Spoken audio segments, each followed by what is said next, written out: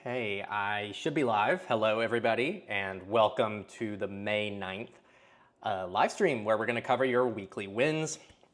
It's great to have you. As always, definitely let me know if my audio and video sounds good. An early welcome here to Henry V, Henry Vi. We got Bengal, Matthew. Matthew said happy Friday. Neil Thompson is in. Amadele, Amadil. Garujo, Grand External, Nix. Hello, everybody. If you're already online, definitely say hi. Let me know how I sound. And I'll just kind of hang out with you guys for a few minutes before diving into the wins. This week we had a pretty big one here. We also have M, I see here on the Signal group. He has sat down for the stream, so that should be fun. We got Kinky Koala, good evening or day. Sounds good. Henry's live, yes.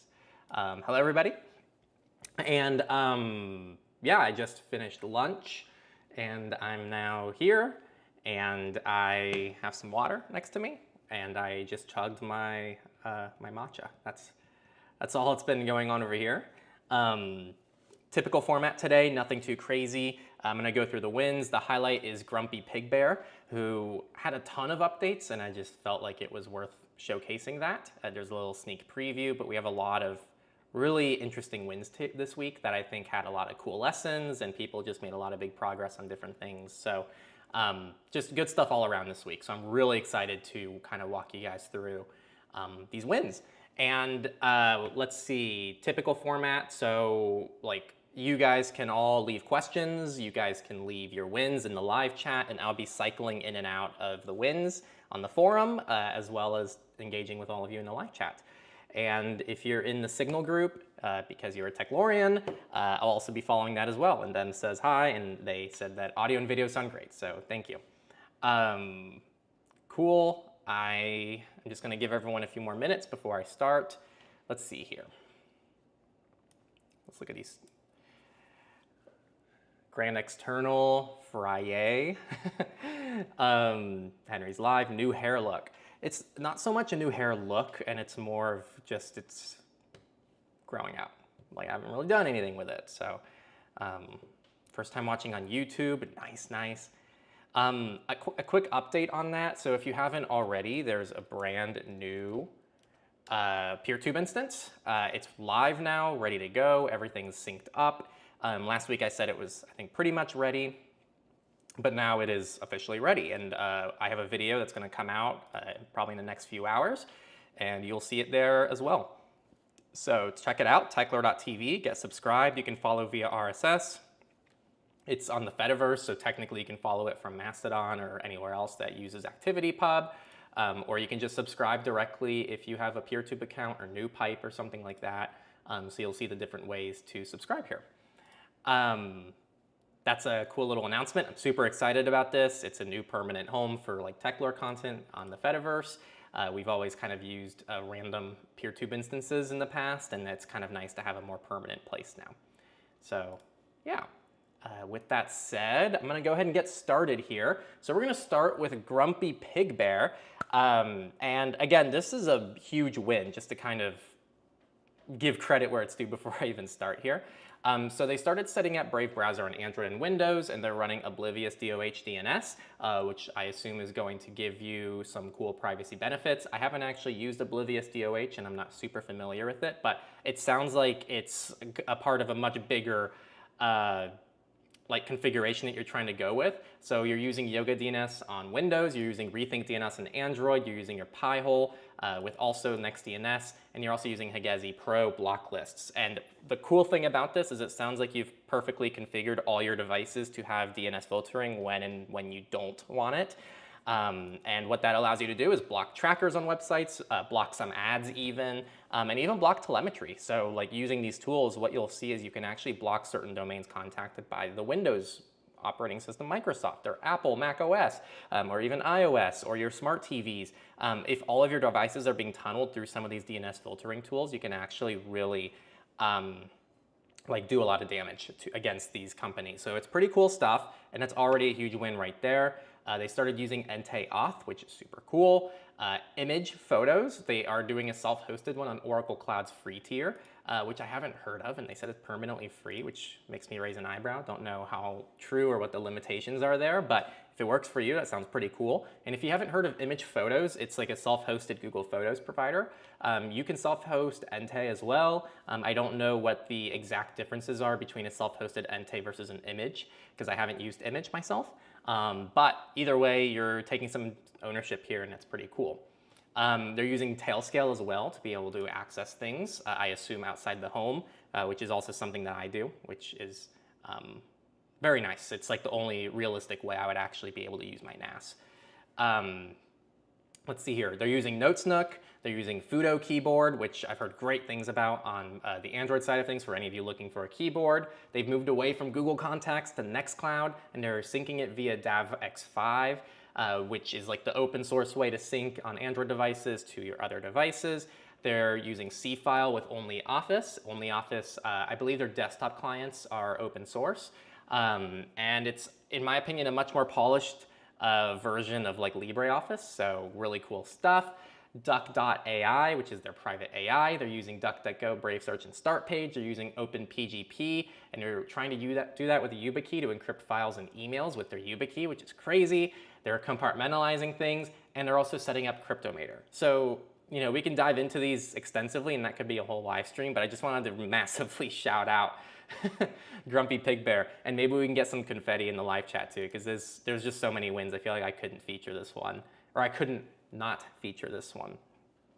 M says Yoga DNS is such a fun name on Signal. Stretching and bending those DNS requests is, yeah, pretty true.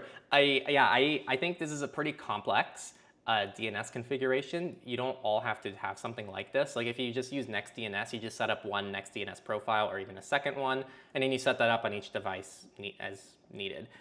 So it doesn't have to be this complicated, but I'm sure there's a good reason that they picked all these different tools on different systems. Let me go ahead and check in on the live chat here. Damn, I thought my 6 wins is impressive. Wow, yeah, you gotta get those numbers up, man. That's what Grumpy Pig Bear is telling all of you. You guys are not getting enough wins. Obviously joking. Any win's a good win, but 14 is pretty impressive. So is Yoga DNS an alternative to NextDNS? So here, let me pull up the site so I can kind of show you guys. It's easier to show you. So, and I hope this doesn't turn you away because their website is kind of, it doesn't inspire the same feelings that yoga inspires in me. Let's put it that way. But it's just a way to better manage DNS providers on Windows. So it's a DNS client. It's not really meant to replace NextDNS necessarily, but you could use this in conjunction with NextDNS. So there are some pretty cool features here. I haven't personally used Yoga DNS, but I've seen some cool people do some cool things with Yoga DNS. So I think you'll know if you need to use it because it's got some pretty sophisticated features. All right, let's see. NextDNS has proven annoying with the free caps on traffic each month. I guess it depends if you hit it. I've never actually hit the free cap personally. But yeah, if you do more than the free cap, you got to pay for it if you want the benefits. I guess that's the limitation. I feel like if you're using that much traffic, then you're supporting a good service. Let's see here. M said, yeah, it doesn't make Zen for the Yoga DNS website. Yeah, I'm trying to keep it nice. So Per Privacy says this week, my wins are I finally moved all my cloud data away from Microsoft 365 services. Congrats. I know that can be hard to do, though I feel like most people don't regret it. Like I've never heard anyone say they love the Microsoft 365 ecosystem before. Maybe you know someone, but I don't. They moved all their cloud data out of Google and started the process of getting rid of Google services. Good luck on that journey. I know you said start, so I don't expect you to be done for the next privacy wins next week. But if you do, I'll be very impressed, but definitely keep us updated on the progress each week. They continued their journey into the abyss of the account declutter.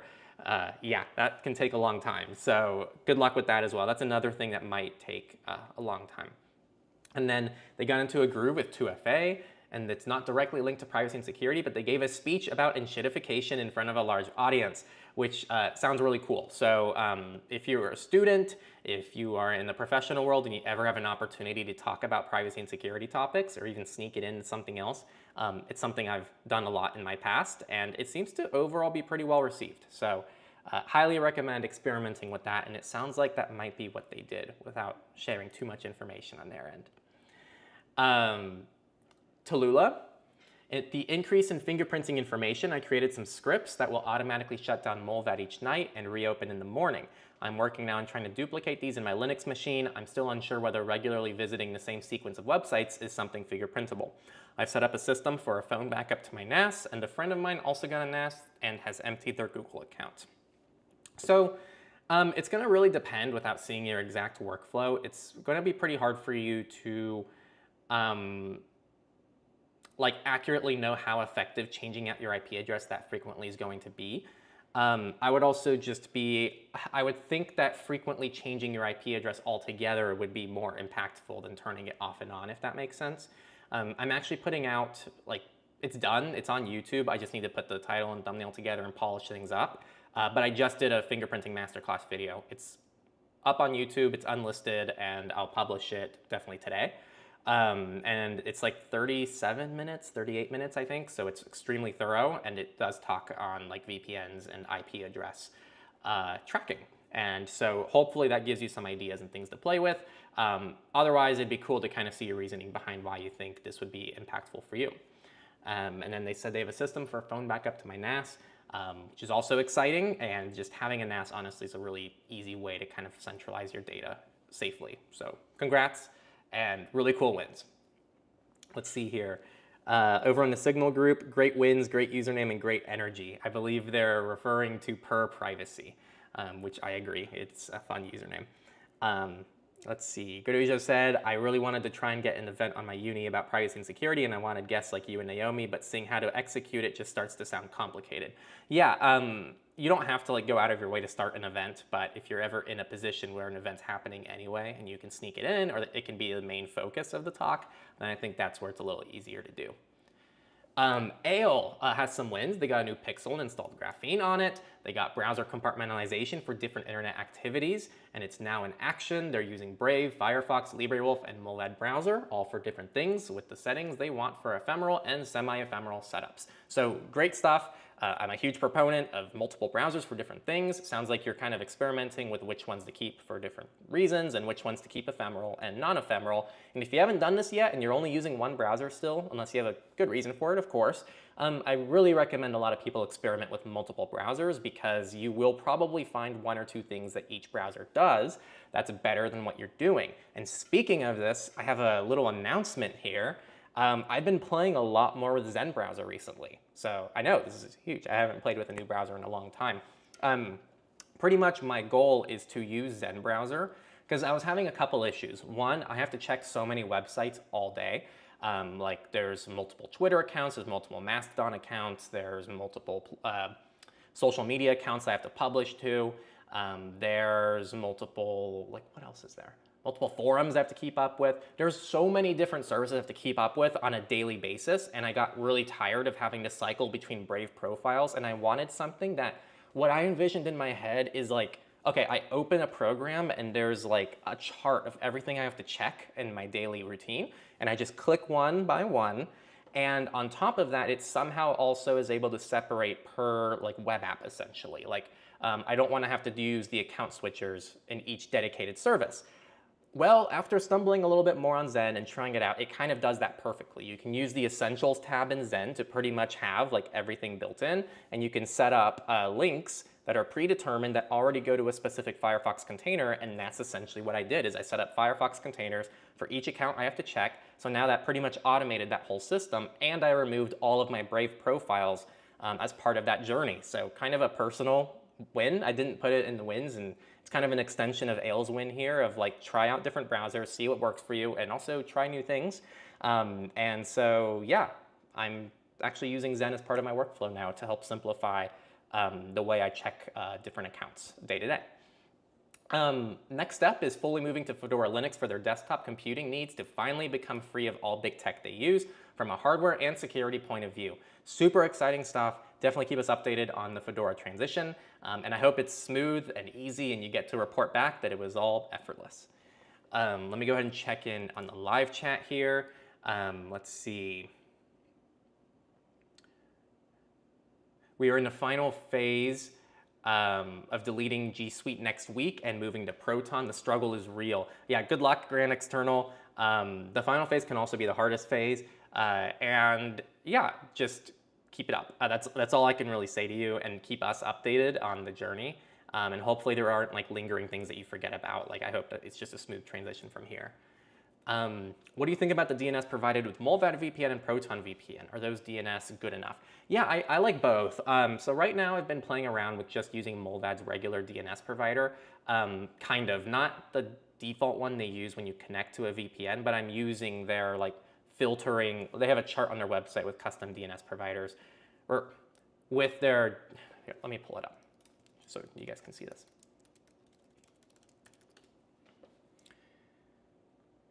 So it's their like DOH servers. So if you go to their website, they have different content blockers, and you can select the one that you want to use. So I've been using just the all one, all.dns.mullvad.net, and it's been pretty effective for me lately. I still find myself missing NextDNS quite a bit because I liked the flexibility of NextDNS, and I was using it for a lot more things than just content filtering. But this is faster because you get to kind of keep it all within Mullvad's servers and their DNS. And I have been overall enjoying it. And it's kind of the best way to do it if you're using Tailscale with Mullvad, because then there isn't like a native way to do this, I don't think, because there's no like, I think with Mullvad's client, you can select which filters you want natively in the app, but I don't think you can do that with Tailscale, so you have to set up these like custom filters.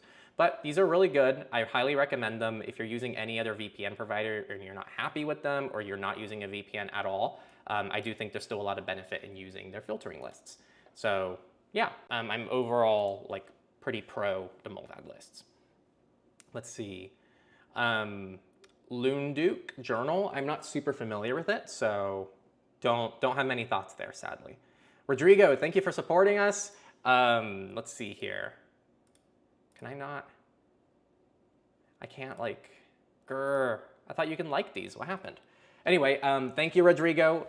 Thank you for the support. And if you have any questions or follow-ups or anything for me to answer or address, please leave it. Especially if you leave a super chat, I like to prioritize those.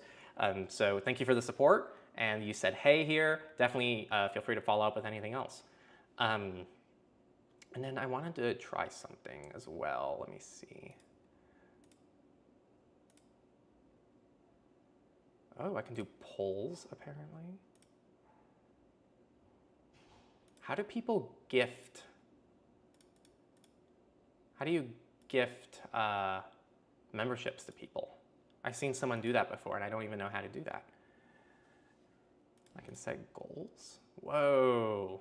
Whoa, cool. Okay, I should play around more with this another time, not when I'm in the middle of a live stream. The Craftsman says, I'm new to your channel. Is it good privacy practice to have a VoIP service for talk and chat and use a SIM or eSIM for data only? My goal is to lessen the tracking of my location and other things. Yeah, in terms of lessening the tracking of your location, whether or not your cell plan is data only or like it's used for text and voice won't really change much for you. I think more so the benefits of using a VoIP provider, in my view. One, you can compartmentalize things a little bit better, so you can have different numbers for different things, which is typically more expensive and can be more inconvenient if you do it with only SIMs, because then you're capped out by like, I think it's 8 phone numbers on iOS, and an Android is going to vary drastically by what service you're using. It's also easier to be more cross-compatible, so if you have an Android phone and an iPhone phone in your workflow, you can use a VoIP service, and it essentially allows you to use it on multiple devices, so that's a huge win as well. And also the big thing too, if you have a higher threat model, not having to use SMS or something on your native operating system does shut down a lot of attacks that can be done that take advantage of those kind of attack vectors. So it reduces attack surface a little bit, but that's more of an advanced threat model thing. I think for most people, just having a VoIP service makes it easier for you to compartmentalize things. It's also nice to have a separate app for it, and those are normally more disposable and cheaper than having to get a dedicated cell plan. So those are typically my thoughts on it. I think that trying to deal with location tracking with strictly that isn't going to lead you too far, but it's definitely a consideration and something to think about when you're exploring phone workflows. Let's see. Actually, it's a good point as well, what Nick said here. Also, if you lose your phone or your eSIM, it's a really good benefit. Let's see. Signal group.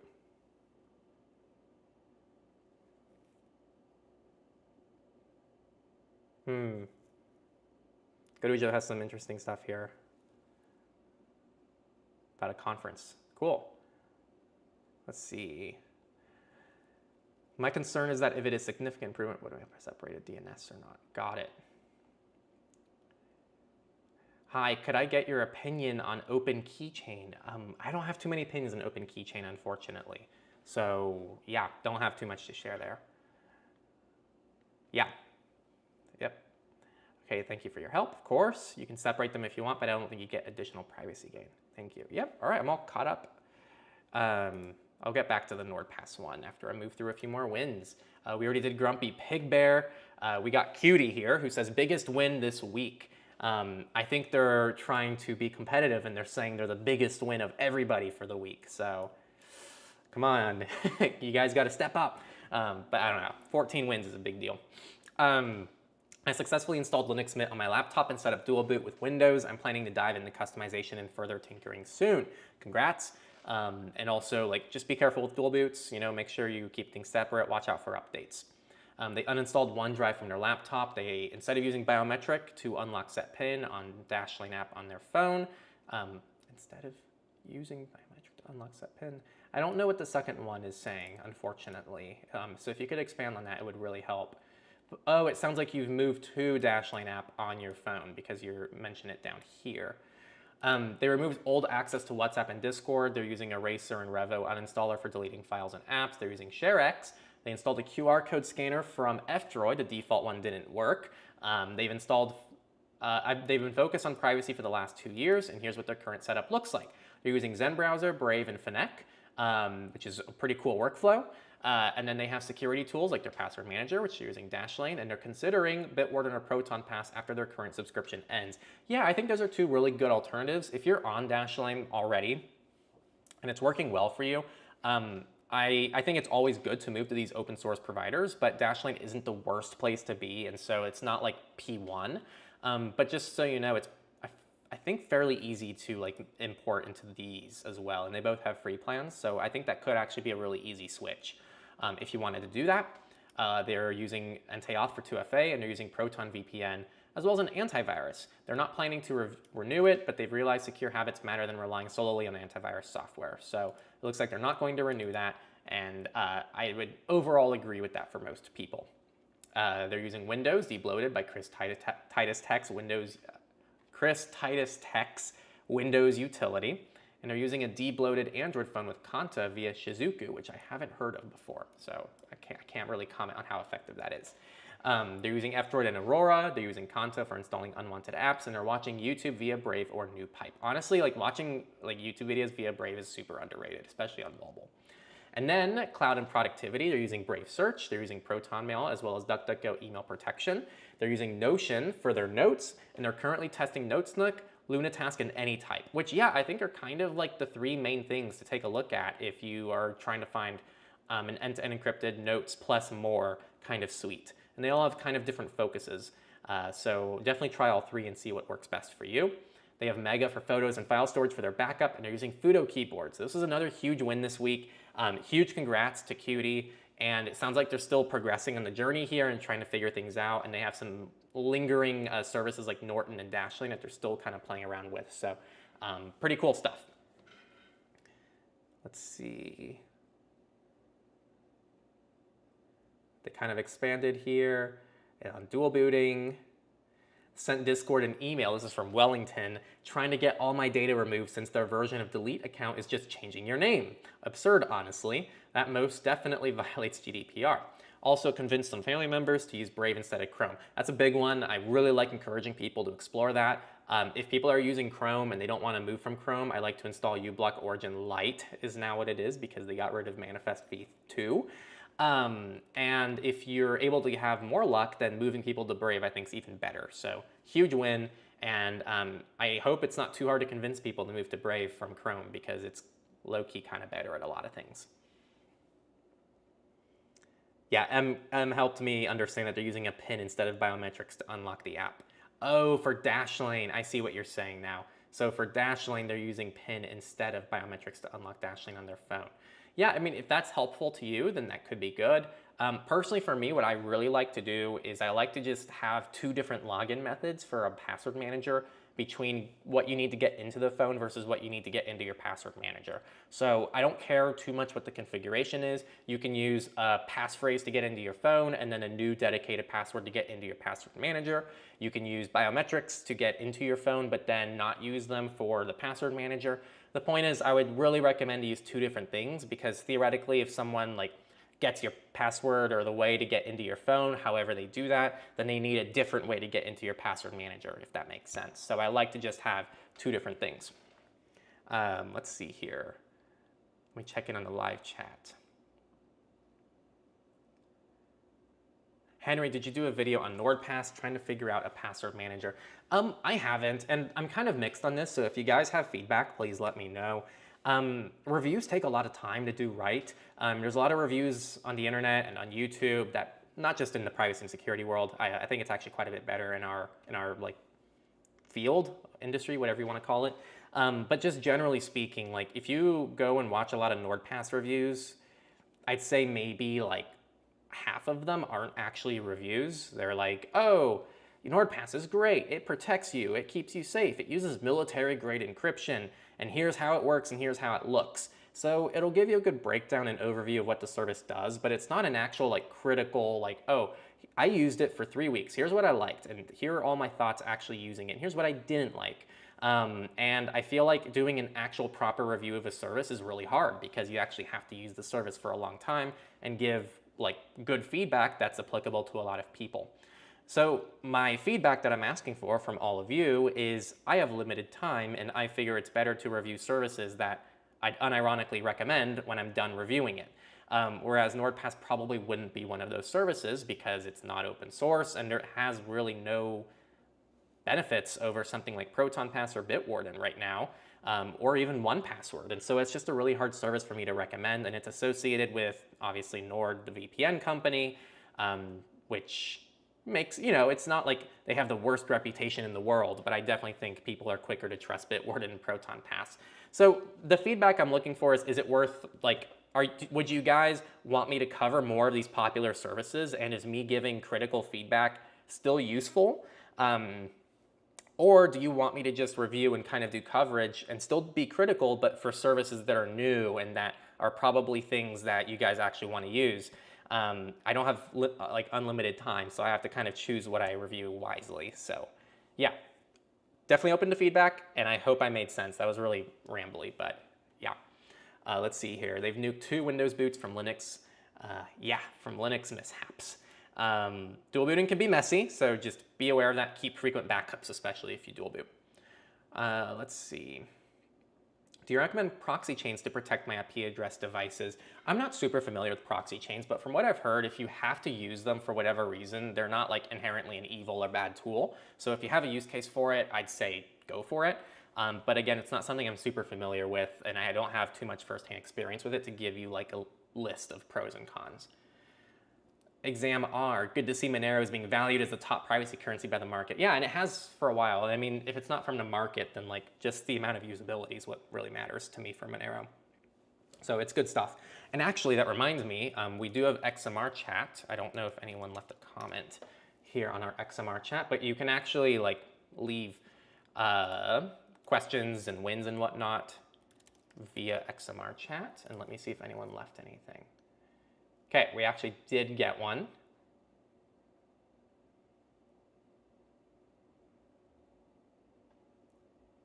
Okay, let me go ahead and cover those. I'm really glad that I checked in on this. So we have a few new ones. So Anon said all roads lead to Monero. Shaquille Oatmeal said, what I recently did since getting back into privacy and cybersecurity, they installed Fedora on my main laptop, installed CubesOS on my PC, switched to start page as search engine, and are using YubiKeys and Ente auth, and most importantly, subscribe to Techlore back again. That last one is my favorite win of all of those, but unironically, this is all really good stuff, and it's kind of interesting. You're using Fedora on one laptop and CubesOS on a different one. So yeah, I think that's a really interesting workflow. I haven't seen that too often, but I'm sure it's nice to have a more usable operating system for certain things, and when you need like better hardware access and better performance. So I would be curious to hear why you use Fedora for some things and CubesOS for some other things. And yeah, just overall good stuff there from Shaquille Oatmeal, and thank you for sending some Monero, and I really appreciate it. And then wanna make you see ooh says, imagine you're living in a country that's restrictive towards privacy. VPNs are being blocked heavily, access to the majority of privacy tools are blocked, and could get in trouble for using certain tools. What would you do without leaving? Yeah, so I mean, it's good you expanded on that, because I would unironically say if you have the means to again, this is very difficult. Not everyone's in this situation, but if you have the means, obviously trying to get somewhere where it's not a problem is ideal. But if that can't happen, you're stuck where you are. Tools like Tor are definitely great, and they have things like Tor bridges, which actually obfuscate your traffic to look like regular web traffic. So you have obfuscation of the fact that you're using a privacy tool. And your threat model is going to change pretty dramatically if this is you. You're going to have to rely more on services that have more of this obfuscation, because you can't just blatantly be using these privacy services in a way that's obvious that could potentially be linked to you. So if it were me, again, this is like, I read this for the first time now, so it's not like an ultra thorough answer that I'm gonna be able to give you. But I might be quicker to embrace more public tools, like WhatsApp, trying to like pretty much have like a regular life on regular tools that I don't use for sensitive things still. But it's good to establish some level of normalcy, so you can say, no, these are the tools I use, I've never used the other tool, and you can establish that, like, the fact that you might not be doing other things. Obviously, I think Tor browser's a super valuable tool here, and using it system-wide might be more impactful in situations like this, so you might have to be using Orbot system-wide on your mobile devices, or on your computer. You could try to route Tor like system-wide using things like Whonix. I think Whonix is like super powerful for a situation like this. Or you can even have a dedicated device that only routes through Tor, or you can use TailsOS. And also when you use things like Proton or use things like Signal, you're probably going to be using their censorship resistance tools that are built into those services in the settings. So you really have to think outside the box in situations like this. Most things you can get around, but you just have to be a little more careful with it, and there's different considerations than other countries. And I think this whole question speaks to how like there's just so many different potential like allies and enemies that you can have in your privacy and security journey, just depending on where you live or just depending on what your situation is. If you're in Russia and you're an activist, then you might actually have a lot of luck being in the Google ecosystem, because Google is not going to hand over your information to Russian intelligence. But if you are like in the US and you're an activist in the US and you think that the US government might target you, then you probably shouldn't be storing your data with Google, especially because it doesn't have zero knowledge encryption and all this stuff. So just kind of good to think about the broader implications of the services you use and why you do the things you do in your privacy journey. I hope that helped like answer some questions there. And then let me catch up here. I agree with your stance. This is regarding the feedback I was looking for, and like what services should I review, and should I review everything even if like I know it's not going to be a service I recommend. M said, I'm a fan of the cover the new projects we'll probably use strategy. Okay, cool. So that's one data point. I'd love to hear other people as well. Let's see, that's some big wins this week. Congrats to everyone. Let's see what we're.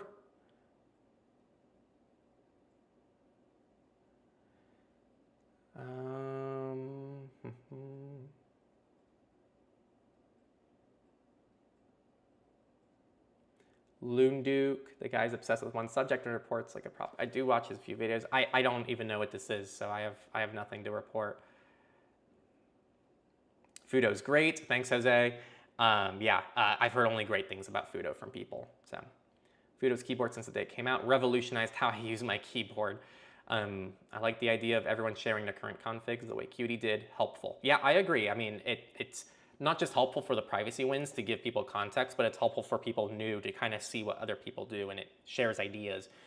It's pretty much like what I do for a lot of my content, where I share things I do, and hopefully it gives you guys ideas, but you guys have different ideas that work for different people, so it's helpful if you do that as well. Alfredo, how can we make Linux more mainstream? I mean, so that more and more people make the switch to Linux and it becomes easier and more efficient.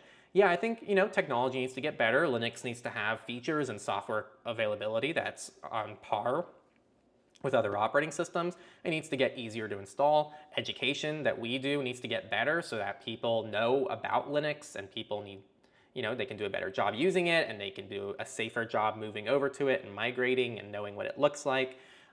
Pretty much like there's ways to improve Linux migration in every part of the stack, from the desktop environments to hardware compatibility to what hardware is even being sold with Linux pre-installed in the first place, to operating systems and what they're prioritizing, and just how we talk about Linux even. Like there's just multiple steps along the way that we can improve on, I think. So I think overall the Linux community is doing a good job of evolving where it can. Change is slow, and I think overall things are moving in a mostly positive direction. Personally, I've expanded on this last week. My biggest gripe right now is like hardware on Linux and trying to get Linux and devices and hardware compatibility more into the ARM realm of things to be more compatible with where every other computer in the world is migrating, which is like ARM devices are definitely the future. So I think that's kind of the way to go. Linux is really betting on risk in a lot of ways, I think, and there's benefits there, but I don't think for end users as much from what I can tell. I'm considering buying my first UTF device, so I'm considering YubiKey, Thetis, Titan by Google, and NitroKey, and any more brands I should be aware of. Devices are Linux laptop, a Calyx phone, and iPhone. Yeah, so I personally use YubiKeys. I like YubiKeys. They work really well, and they have some pretty cool, nifty features. There's also only keys, there's solo keys if you want something open source, and also NitroKey, which you mentioned. Those are kind of like the 3 open source options.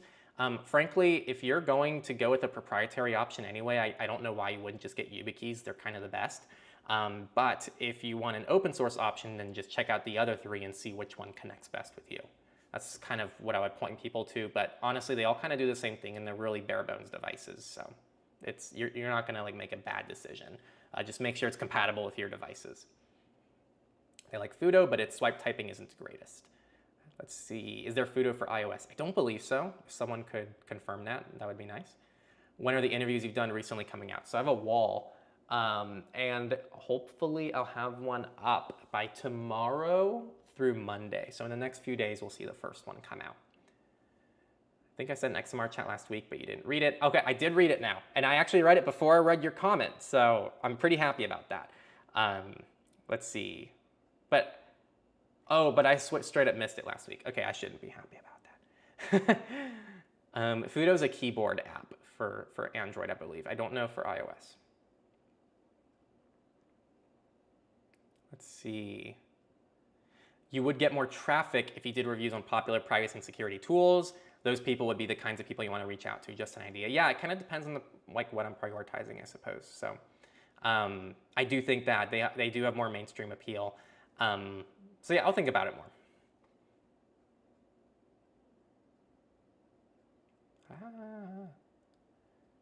Let's see. What's a duress password? Yeah, so typically, I don't know exactly how they implement this, but normally it's a fake password that will like wipe your phone, for example, or it's a fake password that'll direct you to what looks like your operating system. So you'll say, oh yeah, sure, I'll give you my password, and it sends you to like, some different user profile that just has like these BS apps installed, but it hides your regular user profile, if that makes sense. So it's just a subtle way to be able to have plausible deniability, essentially. Is Google search with Smurf Gmail? I don't know. I've never heard of Smurf Gmail.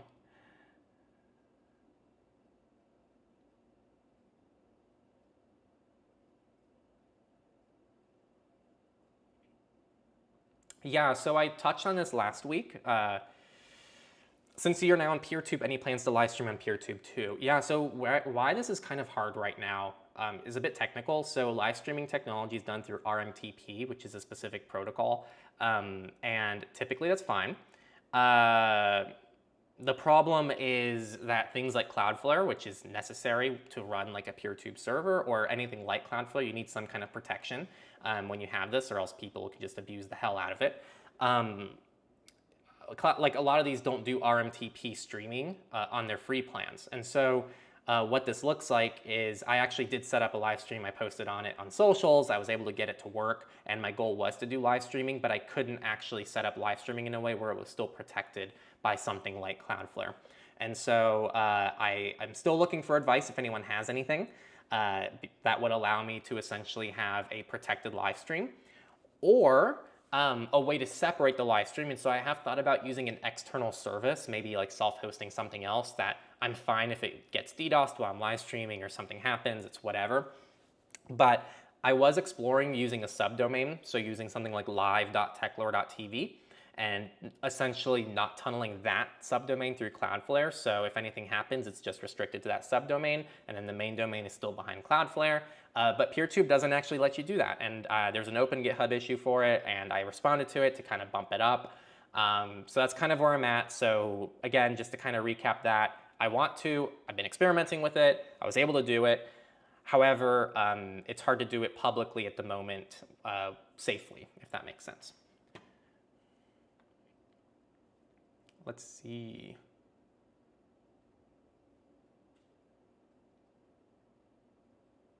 Keep the channel simple. Cool. Yeah, I appreciate the feedback.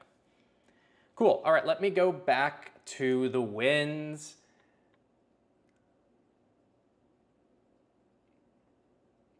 So we got Arkstone, and they have a status. That's a new thing on the forum, by the way. If you're using the forum, they're getting better, so I'm glad to hear that. The weekly privacy updates, they're minimizing their digital life. They deleted all accounts they can't live without, like in the pre-internet era. They switched completely to Linux. They bought a Windows laptop only to play Steam games, so switching to Linux is the last major thing left in digital privacy. And they're starting to engage with DPOs of various institutions in their country to get their privacy laws better and request to share my information to me and delete those that are not required. If they don't comply, I am ready to go the legal way to deal with them. And they're excited to share more about themselves and their journey in the next privacy wins. And I'm excited to hear about it because you already had a killer start. So congrats. Let's see here. Let's see. I'm going to check in on Signal. Speaking of, how's the iPhone 13 mini? I'm considering getting one before the compact smartphones completely end, just to try it on iOS. Yeah, so I have a few phones laying around, and I still have a mini, and actually the Signal group is on the mini right in front of me. I love the form factor of the iPhone mini. I wish Android devices supported it. I wish Android devices that supported custom ROMs were like it. And I'm so upset that the iPhone SE, you know, I didn't really think it would happen. I was just hopeful it would happen, but I wish that the iPhone SE would be still a compact device, because it always has been the smaller, more compact device, just historically. And they've completely killed it. And so there are no more small phones from any major companies anymore on either iOS or the Android side of things. So I'm actually really upset about it. But the mini is great. And especially for someone like me, I don't really use phones that much at this point, and most of my screen time is on a laptop at this point. So I don't really care about the battery life concerns. But yeah, my plan is, like, once the battery life is shot on the mini, I'm gonna get it replaced. I'm not gonna buy a new phone, and I don't know even what my next phone would look like because I hate big phones. And so I'm really desperate and hoping that someone releases a smaller phone that meets some of my other needs. Like, I want it to come from ideally something that I can remove any telemetry for, ideally something that doesn't come with sketchy domains that pings like Chinese servers. It receives long-term software updates, so I can have it for a long time, because there were some phones that were smaller and didn't have bloatware and weren't too bad, but they only had 2 to 3 years of security updates, which is just a waste of money to me at that point, because I keep my phones for a long time. So it's unfolding, and I'm just a little upset about it. And yeah, Grand External says you still have a few years on the mini. And yeah, like, that's kind of what I'm hoping for that device. Like, it still has a few years left, and there's still time. I'm buying time, essentially, to hopefully, until something better comes out. I keep thinking that they've hit the limit. They can't make devices bigger, and I just keep being wrong. Like, the devices somehow keep getting bigger. And as someone who's like on the go a lot, and I go for runs, I go for bike rides, I go to the gym, I just don't even know how people do it. I feel like you have to have a purse or a backpack everywhere you go just to like carry your phone with you. And I feel like that doesn't make any sense to me. So I don't know, as someone who's more active, I can't even like navigate these big phones and what to do with them. And yeah, the Pixel 5 is a pretty good size. I would argue the Pixel 4a was even better because I think that was smaller than the 5. Let's see, Taserface. Their Fedora workstation journey continues. They've had several problems. Proton VPN doesn't have a Linux app and had, one second. Ooh.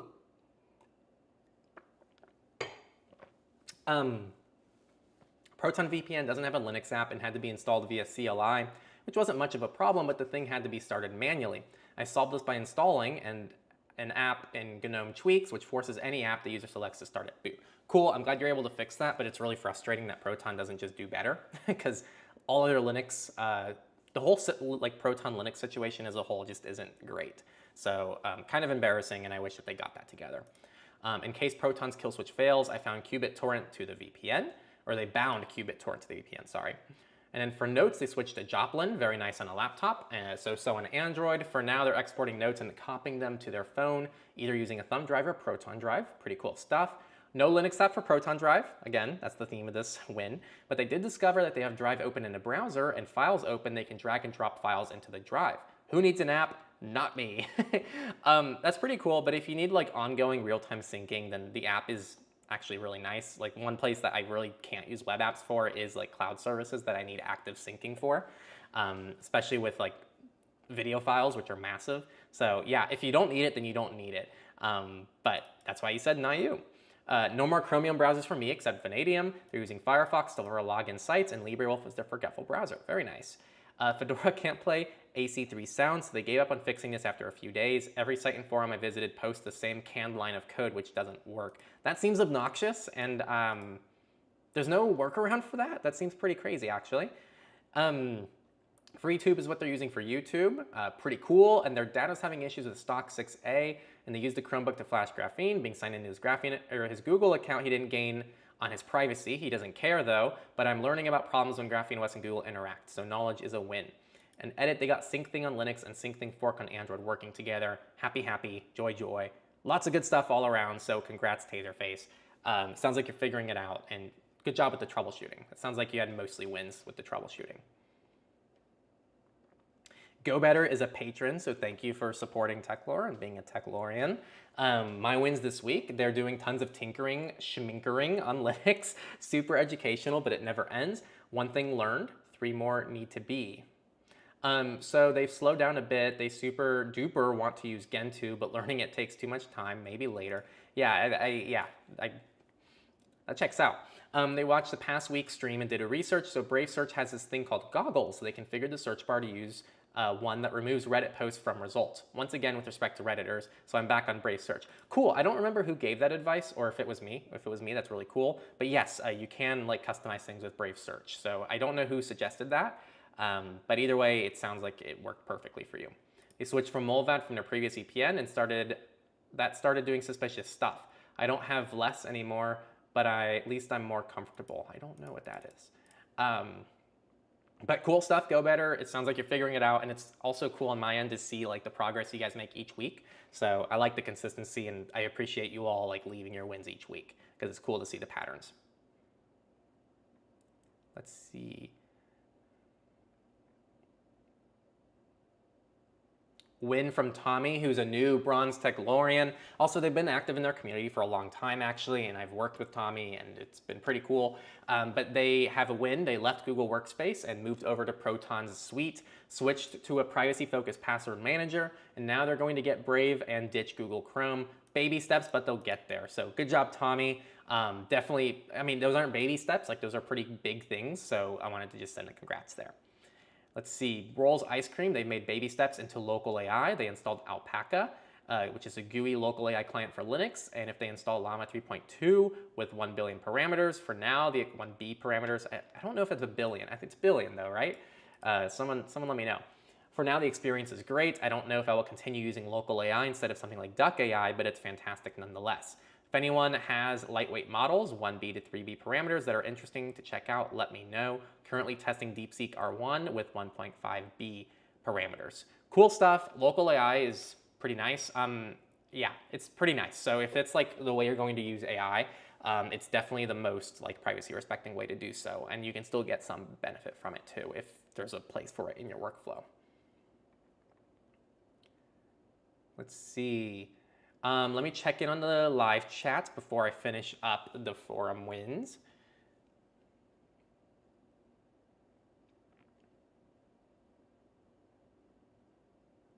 I think it's funny you'll go without a phone until someone makes a small phone. Yeah, I mean, I won't go without a phone. I'm gonna have to eventually figure it out. But yeah, I'm pretty pissed about the phone situation. I'm not gonna lie. Like and this has been a pattern. So this is gonna turn into a rant. Just warning you. I'm getting really angry that, like genuinely angry, because I have such basic needs overall for my tech, and they just can't be met. Like they're only catering to more and more premium things that when I look at it, I go, nobody needs that. And so you're seeing this with Apple, you're seeing this with Google, you're seeing it with all these services that are like, well, yeah, you know, people probably just need a phone with good battery life that runs apps and is small and compact. But we're not going to give it to them. Instead, we're going to upsell them with these like super premium devices that are made of glass that fold. And if you like take them to the beach, they literally don't work anymore because you get a little bit of sand in the screen and it's done for. So I just get really frustrated because I feel like I would even be willing to pay a premium at this point for less, just given the nature of things. But ideally, like a regular smartphone that does 90% of what you need to do nowadays should be $300 tops. And there are a few phones right now that are coming out, but they're still huge and they're massive. And they still have features that I go, what? Like, who needs that? Like, just put a better battery in it and make it a smaller phone. So I just wish there were more simple devices out there, and I kind of dislike the pointless innovation. Is kind of the way I'm interpreting a lot of it, because like something like a 13 mini does literally everything that like the new Pro phones do, outside of like not having as good of cameras and having less battery life and not having Apple Intelligence, which is actually a feature at this point, because Apple Intelligence, from everything I've been able to see, is pretty useless for most people. So that's my rant. And I really just want to see a basic essential phone that does everything that it just needs to do on a basic level. And then on the other side of things, you have things like the nothing phone, which do nothing, like literally. So, you know, they don't even run an encrypted messenger. So I just think I would think that there's a very underserved market right now that's been left by all these companies moving to the extremes of even just trying to make even cheap phones premium, and also just doing nothing at this point and charging a premium to do nothing. So that's my rant. And it's kind of a pattern I'm seeing in a lot of things in my life right now. There, like a lot of companies and services seem to be kind of moving towards these polar opposite directions of being either cheap crap, or just like do nothing in the context of something like a nothing phone, or they're just super premium and it forces you to have to pick between the two of them. And I'm seeing less of those like mid-budget options out there. Perhaps it's a reflection of the dying middle class, which isn't even an opinion actually. So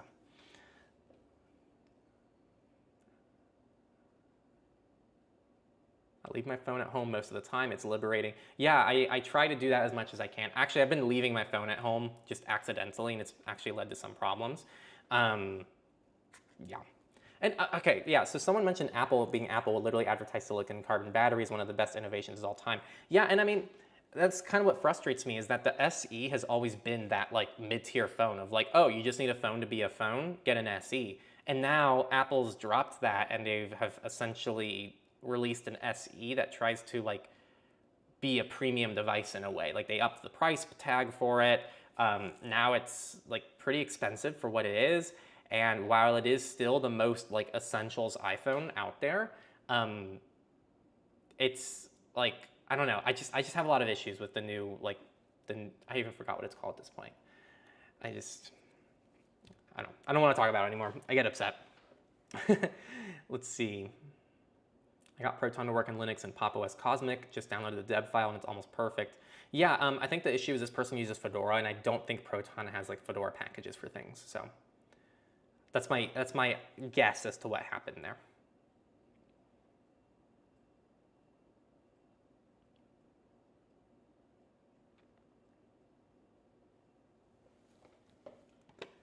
Small phone from Eric Makivosky. That's what Jose says. Oh, yes, I've actually, so the small Android project is still moving forward. Okay, so I actually remember when this like came out and they originally announced it, and I reached out to them because they said reach out if you can help, and I was like, well, if I can give any publicity towards this, let me know. And I actually signed this, so I have already signed up for this, but I haven't heard a single update since this happened. But yeah, the whole concept of this is I think they're trying to do like an iPhone 13 mini-ish size, but it runs Android. So yeah, and I haven't heard anything since this happened. So I don't know if there's anything still happening with this. This was written in May 2022, and there's an update, but I haven't gotten any emails about this, and I don't know what they're saying. And let me see if there's anything being posted on this guy's Twitter.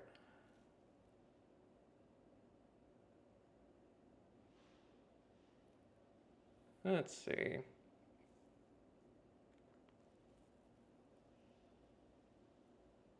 I didn't know that he did beeper. That's pretty cool. Yeah, anyway, it could be cool, but until it actually comes out, I'm not going to count on it. I'm not going to hold my breath.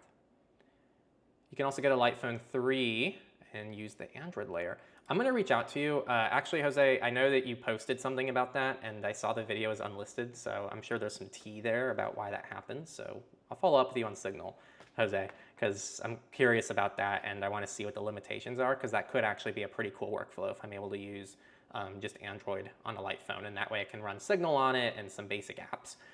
Because I think these things like the light phone are cool, but they're way too restrictive, and for no reason. Like, I'm not going to get distracted with a Maps program on my phone, right? Like, I'm not going to get distracted with my RSS reader because it's already a pretty focused experience. So I'd love to have like a few things, and it already comes de-Googled. So yeah, Jose, I'll reach out to you on Signal, and I would really appreciate some of your help on using the light phone with an Android layer.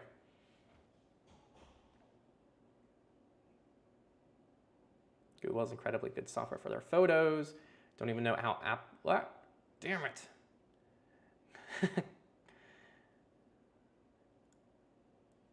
Don't even know how Apple Intelligence would work on basic devices. Can't run any sensible local AI models on my work MacBook Pro 1, which has 8 gigs of RAM. Even small 1B models run out of RAM. Crazy. Yeah, the 16E, that's what it's called.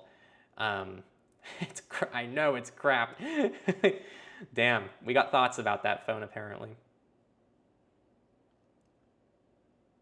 It was very insightful, innovation that is unnecessary or mid-range products not being an option, speaking up against it, what gets things done. Thank you. I'm going to probably buy a nothing phone when my Pixel completely dies on me. Yeah, the nothing seems like a pretty good middle ground right now, but I still think it's too big. That's my problem with it. I don't know. This is like stuff I see on Twitter that people make a big deal out of, and it's like, there's like, if you actually want to be upset about things Proton does, there's like so many things that we can list off that I think are much bigger deals than even if this was a concern. Like, assuming this is a concern, it's just not like on the priority list a big concern to me. There is some tea. Automatic light and dark at sunrise isn't working for me. Any tips? I'd ask them. I wouldn't know. But that'd be really frustrating for me because I use that every day. It boils down to I don't think it was a good fit for my channel, but it's good for those that want to tinker. I could see that. Yeah, people get upset, but I don't know, like the whole purpose of minimalism to me, right? And I don't, you know your audience better than I do, Jose, but like the whole point of minimalism is to have exactly what you need. And I feel like the issue with these light phone devices is they try to choose what you need for you, and you have to now like change your life for the sake of the phone. But in my view, minimalism is about like having a better relationship with these devices so that they serve you and not the inverse. And I feel like ironically, when you're using a light phone, you actually have to change your own lifestyle a lot because of the phone. Whereas I think you should be able to craft your own lifestyle and like have the phone be configured to match that, if that makes sense. So it's you first, device second. That's my perspective. This could have been an interesting discussion that we had in our interview, actually, Jose. But I think that's where the light phone fails me, because then my life would have to revolve around the phone again, which is the same reason I moved away from a smartphone in the first place, theoretically, is like my life revolved around the phone. So I would love something that's like light phone form factor, but lets me just load exactly what I need on it. And that way it is my phone that's geared towards my lifestyle without the extra distractions. Yeah, agree for the most. Yeah, interesting. And we should talk about that, because I think it'd be a really cool like discussion, and like to see how people's relationship with devices is different. What services are essential to you? Okay, yeah, so I think it depends, you know, like if we're talking my personal life, not too much. Like a browser, a password manager, just to keep up with basic things, probably an email client and Signal. That's like really it. And my RSS reader, I suppose. But then we start migrating over to like, I guess maps. Yeah, there's always something else that comes up. But then over on like the work side of things, I use a crap ton of stuff, but luckily I don't really do much work on a phone, which is why I think it would be super cool to have like maybe just a personal phone that doesn't have work on it, or maybe I could get just bare minimum work stuff on that phone. I've actually been using Beeper recently for work. And so like not for Signal, not for my personal stuff, but for work. It has been life-changing in centralizing these like hundreds, like guys, I have to talk to like hundreds of people on a daily basis. I wish I was kidding, but like in group chats across all these different ecosystems, across the different like roles that I have in both Techlore, with Cake Wallet, with surveillance support, with all the people I'm emailing, literally hundreds of people on a weekly basis, and sometimes probably 100 or more in a single day. And so using Beeper has like dramatically simplified all of that for me.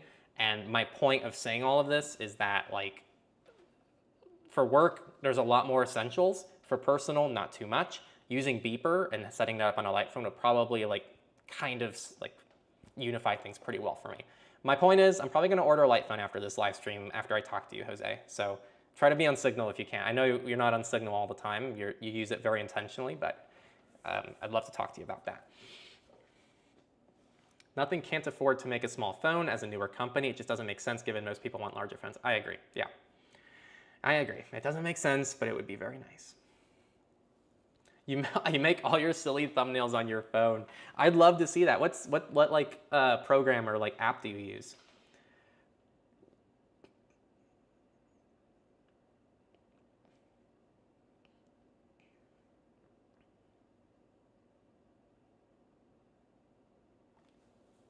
Okay, let's go back to the wins. Actually, Signal Group.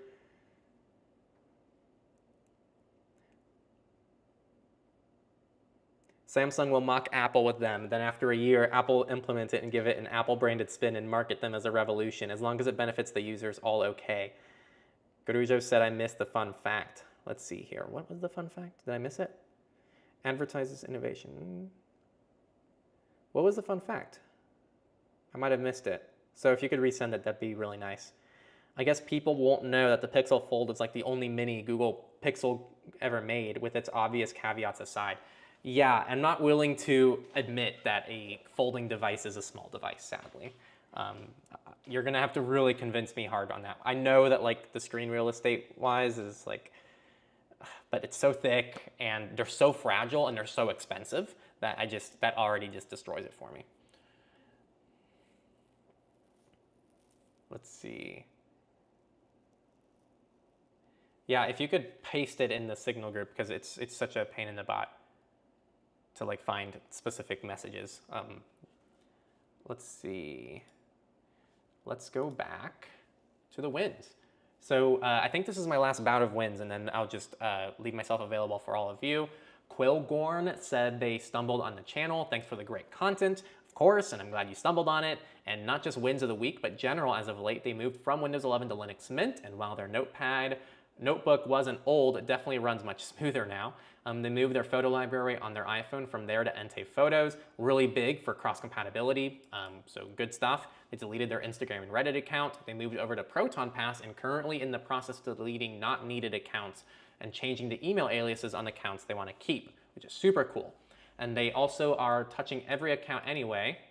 Since they're touching every account anyway, they're looking if they can enable 2FA using Ente auth, super cool. And they moved from Apple Notes to standard notes. In general, they're trying to move away from Apple's ecosystem, and so that's kind of the next step for them. So congrats, really good stuff there, and like those aren't small wins. And I am proud of them, like really good stuff all around here, and it sounds like you're being very intentional about the changes you're making. So good stuff. Array Pirate, they finally got a local PiHole DNS working with their PC, which is essentially a way for you to like filter out content on your devices locally.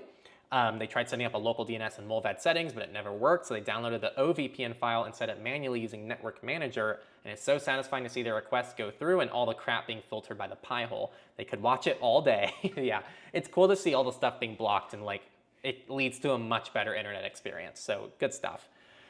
They also noticed AI websites, and they provided little to no information, were very superficial and decorated with AI-generated images. They annoyed them so much that they wanted to take advantage of their PiHole to block the crap. So they searched the web for block lists specifically for this type of AI-generated website.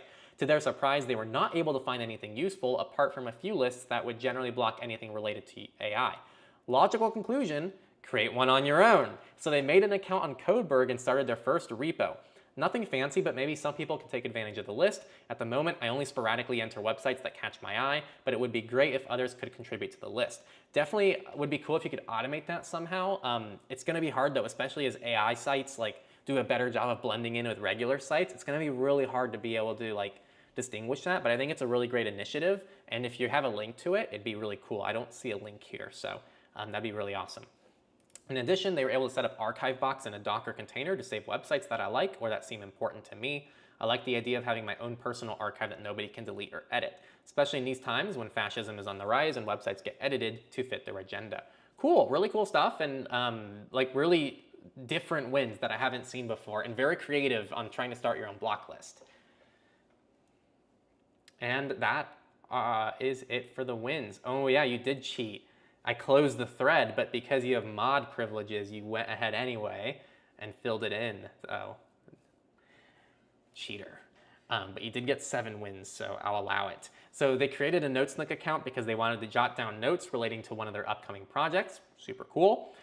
Their neurotherapist who's helping them with neurodivergency installed Signal. I consider this a huge win, despite I didn't want to say it out loud or say a lot, but she understood my preferences, and that's important but also huge. Yeah, I just generally wish that more like doctors and therapists were a little bit more aware about the privacy and security of messaging platforms, because HIPAA, like a lot of times they have to use things that are HIPAA approved, and I don't think technically Signal is HIPAA approved, which is ironic because it's actually a lot more privacy respecting than other HIPAA approved services. And that's because HIPAA doesn't really speak to things like, there's nothing in HIPAA that says like it has to be end-to-end encrypted. I don't think it's a HIPAA requirement. HIPAA uses very broad, you know, vague wording like, oh, it needs to adequately protect user information. Like that's, if you've ever read HIPAA, that's kind of the way it words things. It's super vague, it's super open to interpretation, and I think that it's nowhere near specific enough for something like a messenger, which needs to have certain requirements to guarantee security for different users. They promised bank transfer donations from the Tor project, and it went through. The promised bank transfer donation to the Tor project went through, and they have a link here if you want verification. The best part is we're number 3 on that collective until more organizations dethrone us, I guess. Let's see how much you gave here. Oh, there you go, 20 euros. Cool, I'm surprised there hasn't been more. Maybe their open collective isn't as popular. Let's see. Oh, we have some organizations here. Oh yeah, but yeah, it's because you guys were an organization. So if you did it individually, you wouldn't have made it, but because you did it as an organization, so that's a good little workaround. So if anyone has an org and they want to donate to Tor, you know, and I'm not trying to throw you under the bus, Karuja, but if someone else, you know, they could be number 3 right now, that would benefit the Tor project. They actually recently started using Rethink DNS for properly encrypted DNS. And fun tidbit, the developer of Rethink DNS is on our forum, and they're right here, Ignoramus. So yeah, that's pretty cool, and it's really fun to have them there. and they are using Tor or WireGuard with Proton VPN. They considered this aspect a little more, but honestly, they're loving it, and they're pleasantly surprised by the speed with Tor connected. However, they just wish the block lists were updated properly. So cool stuff. They decided to install an open source habits app to try instead. To be precise, I'm trying Loop Habit and GitHo. I haven't heard of these services, but this is a Loop Habit tracker. Oh, I might have, sorry, I didn't show the Tor thing properly. So yeah, you can see the way the organizations look there. And then there's also GitHo, which I have not heard of. Is there any screenshots in the F-Droid? There are, so here's what it looks like. Cool stuff. Yeah, these look like really cool services, so I'm glad you found them, and I hope they help as well. I got my first approved wiki in the Privacy Guides forum, so cool stuff. And then speaking of Kodai, they're heavily considering investing in an SBC, which is a Raspberry Pi 02 watt in this case, and turning it, I think it's watt, right? Someone correct me. And turning it into a Kodai home theater system that's going to live in my living room that I use my legally obtained anime shows to put onto with backups to be able to play them after ripping. I mean, think about it. I'm going to brag about it and even document it. So cool stuff, and sounds like a ton of good wins this week. And while you didn't get 14 wins, your 7 were very strong. So good stuff all around. And then let's see. Oh, it's 2 Wi-Fi. Got it. Thank you. I'm not super familiar with like the Raspberry Pi naming schemes, so let's see.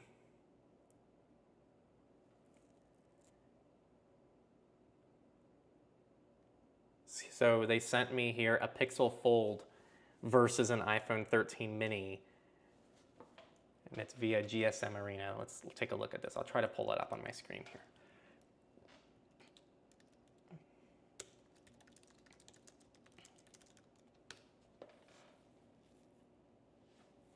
Galaxy Fold, I think I found it. Okay, let me share this. So, this was sent to me by Garujo on Signal. No, this is a versus page. No, this is not what I'm looking for. I clicked the wrong one. Sorry about that. Yeah, GSM Arena. I'm just going to type in the URL manually, because apparently that's easier than using DuckDuckGo to find it.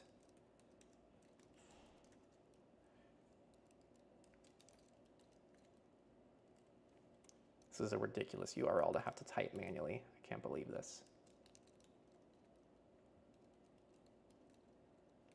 Okay. I was able to get it up.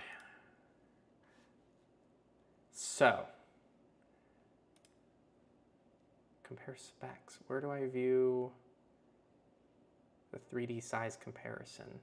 I know this site does that, but I'm not seeing it here. The tool allows you to compare side by side, yeah. Where is it?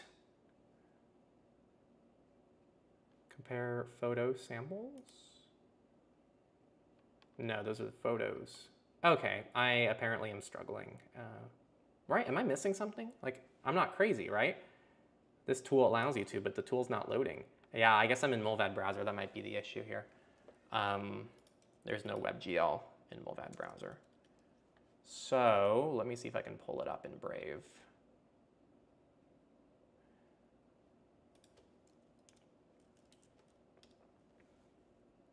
Ooh, Brave has an update.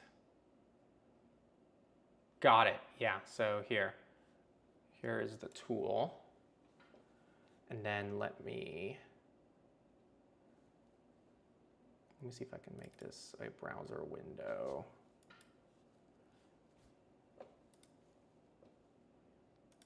Okay.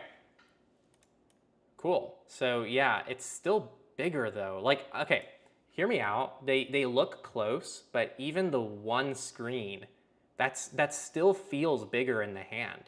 Like, even if you just sliced this in half with a knife and it still worked and this was the phone here, that actually, like, this is so much wider than the iPhone. You can see the width, and that you'll definitely feel in your hand, but also the height. Like, I can't express to you how, like, if you were actually trying to use a phone one-handed, anything bigger than a mini, for me at least, and I don't have small hands, but anything bigger than a mini isn't properly going to be like a one-handed device, unless you have big hands.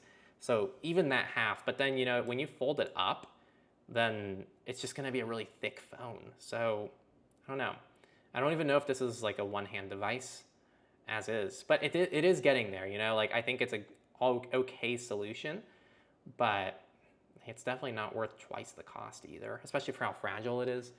That's my biggest gripe. Like, you know, these foldable phones new are like almost $2,000, if not more nowadays, but they're also the most fragile devices that can't even survive basic things that you throw at it.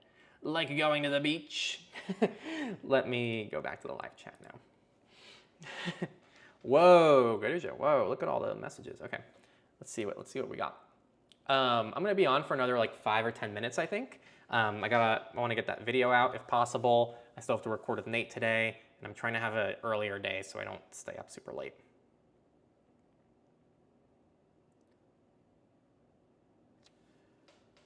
Okay, it's a trash. So this is about the thumbnail. This person edits thumbnails on their phone, and they said it's a trash app, but it's called Photo Layers. It has ads everywhere, but Proton NetShield removes the ads.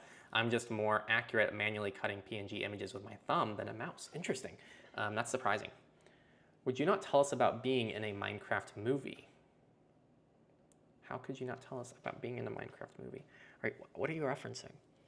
I don't know what you're referencing. Maybe just find funny images that aren't those images that have clear-cut borders. So getting images manually always looks better. Got it.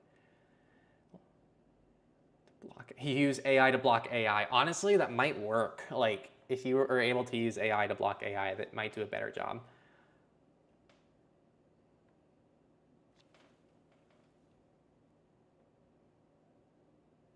I've never heard of it, so yeah, sadly I don't have many thoughts there.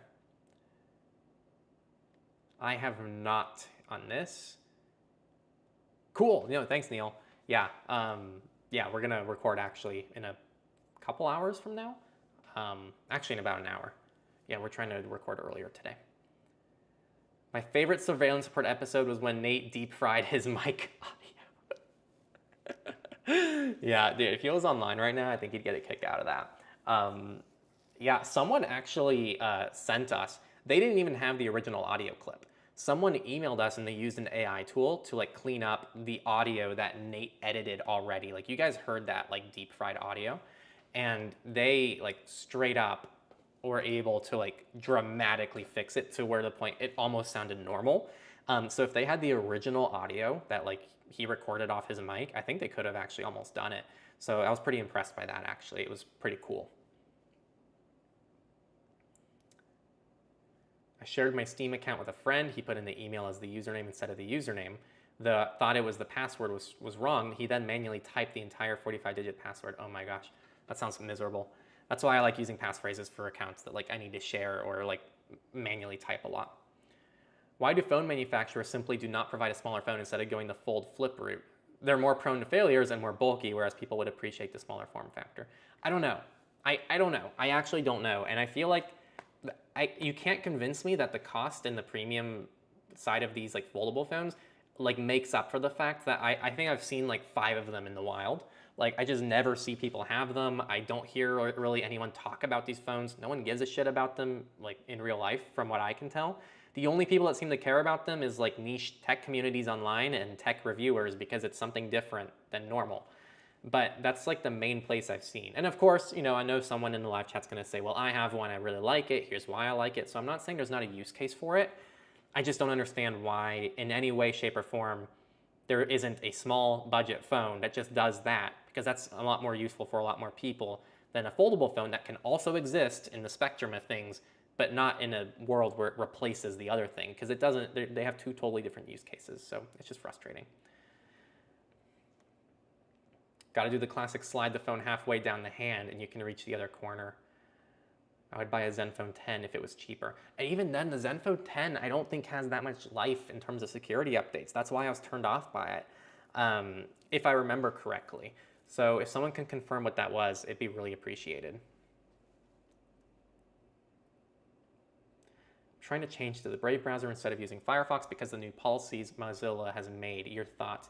It's been a while since that happened, and I don't know. I didn't see anything that would directly impact privacy or security, and I already kind of covered my thoughts in some other content, and I think we talked about it on surveillance report as well. So I'd refer to that. I think, you know, if you prefer Brave for a good technical reason, or any other personal reason is fine as well. Just make a decision. They're both good browsers, so yeah. Planning to install Fedora on 2015 MacBook. What are your thoughts or any suggestions? Make backups, have fun. It should work pretty well. There's pretty decent support for that because it's an older device and it's not ARM-based. So good luck, and definitely report it as a win on any platform if you're able to. The main character in a Minecraft movie's name is Henry. Oh, I didn't know that.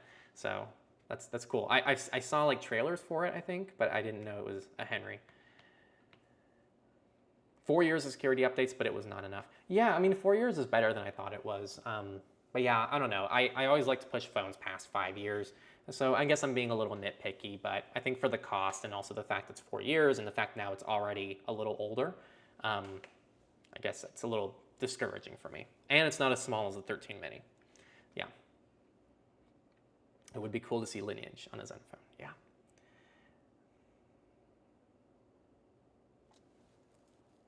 Oh, I see. Yeah. Grigio did an organization because they split the funds with their friends. So it makes sense. All right. Yeah, I'm going to start doing last calls here. Any final wins? Any final questions? Any final fun things to say? Have you guys had any updates on your ends? I'd love to hear.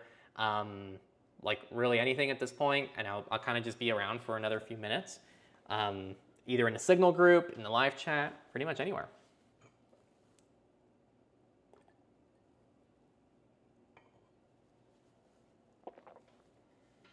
I'm pretty tired, so I can't say I'm super disappointed by the less activity right now because I'm just holding it together, and I got to keep my voice for surveillance report too. Yeah, I think it was a few weeks ago. It wasn't last week's live stream, but I think it was the live stream before that. I skipped a week. That week was super hard to record with Nate. Like, oh my gosh, my throat was just so bad, and I even made tea, and like I just couldn't get my throat to sound okay. But yeah, I guess coming up, I have a fingerprinting masterclass. So that's probably going to go live in the next hour or so. Hopefully I can fit that in and publish before I start recording with Nate. So you guys get to see that, and you get to learn some cool stuff about fingerprinting. Again, it's almost 40 minutes. It's a little shy of 40 minutes. And I don't normally say this. I don't normally have this confidence. And this speaks more to the lack of resources rather than how good of a job I did. But I do think it's the best guide I've ever seen on browser fingerprinting. Ever. Potentially the best on the internet. And I don't normally say that, but the reason I say that is because I just haven't found anything better. So if you guys find something better, definitely send it my way. But I just haven't seen much discussion about browser fingerprinting, especially like with nuance, and like most of the takes I see online are like, oh, just use Chrome because then you blend in with everyone else. Or it's like, oh, just use Tor browser because they take it seriously, but you don't see much discussion and like the differences in the approaches between different browsers, how effective they are, why to care about it. And yeah, I'm pretty proud of the video, so I think you guys will like it. Let's see. Daily Podcast has a win. Oh, RBQ said, thank you for another great week. Yes, thank you for tuning in. Daily Podcast says, I switched to Proton, currently working on making an approximate shit ton of email aliases and changing them on the services side. Yes, and when you're doing that, check to see if any services have 2FA that have, you know, that they've added since you first signed up. Definitely see if there's any services to delete and set up your aliases, of course. And if there's any weak passwords, then it's time to update them. So just take advantage of that. Good luck with that, and also congrats on the switch. Let's see, Brendan, why is non-KYC so damn hard to get? Yeah, I mean, KYC is the default. And if you want tips, KYC Not Me, if you haven't heard of it before, let me pull it up for you guys. Oh, that's not right. That's not right. That's my live stream portal. Let's see. Here we go. It's called KYC Not.me, not KYC me not. Okay, KYC not.me. And then it'll give you like tons of different ways to essentially avoid KYC. It's a really cool service, and I have had a lot of luck using it. Let's see. Final thing to say, go Henry go, privacy for the win. Yes, thank you, Neil. Thank you for always tuning in. Of course, everyone for tuning in. Let's see. Just installed Proton VPN on Debian, Linux Mint Debian Edition, nice. And now Henry is getting demonetized right at the end. Yes, no, I think I'm allowed to show it. There's nothing like revealing about that. I try to close all windows that could potentially reveal sensitive things before our live stream. So the only real problem I've got is my healthcare providers, etc. doesn't support 2FA for some godforsaken reason. Yeah, that's unfortunate. Just do your best. I've been generating passwords, authorized, so all good. Cool. And then M asks, with you experimenting with Zen browser, do you think you might make content about it? It's possible. I feel like if I'm gonna make content about it, it's gonna be about Zen in general, not really my relationship with it, mainly because my use case for Zen is so niche and like doesn't speak to many people, I think. Like I already explained earlier how I'm pretty much using it to keep up with a ton of accounts just because it has like the UI where I can just click between accounts and it uses Firefox containers behind the scenes to allow me to separate things. So I might speak about that and my use case for it in a bigger, more broad, applicable video, like if I do a full review of Zen or maybe I do a browser comparison. But other than that, I can't imagine making a video just talking about that one use case for Zen. Just because it's, you know, I don't think that's most people's use case for it. But yeah, that's kind of my stance on it so far. But again, I'm kind of new to it. I'm still like learning it. Maybe I'll have more use case for it down the road. It's something I started using like within the last couple weeks. So it's very new to my workflow. So I'll keep you updated as I do these podcasts or these streams. Jaden says, see you next week. Brendan says, I'm going Bitcoin ATM under limit, then BISC, but gotta get burner, etc., etc. So much work. Yeah, it's not always easy. And frankly, you know, the way I do it typically, if there isn't an easy way and I need just cryptocurrency for whatever reason, I don't mind typically going KYC through Bitcoin or like a light KYC. It's pretty easy to get like Bitcoin with like a credit card or a debit card. And it's like light KYC, and then you can just convert it to Monero. I don't care too much. My threat model isn't that sensitive where like I don't mind being KYC'd on an on-ramp and then like kind of just converting to Monero, and then everything from there is pretty much like private, and it's pretty hard to link that back to the original transaction. So that's personally my stance on it. M said, gotcha, thanks. Yep. Cool, well, I'm gonna start logging off. Again, I wanna thank all of you for tuning in. I wanna thank all of our patrons, our Techlorians. You guys are all awesome for supporting this work. And I really hope you guys enjoy the fingerprinting masterclass. That's gonna drop very shortly. And I'm very happy about it. And so if you find it useful, definitely share it around, because like I don't think there's enough discussions about fingerprinting, and hopefully that sheds a lot of light. And I also want to thank you all for just tuning in and being active and leaving your comments.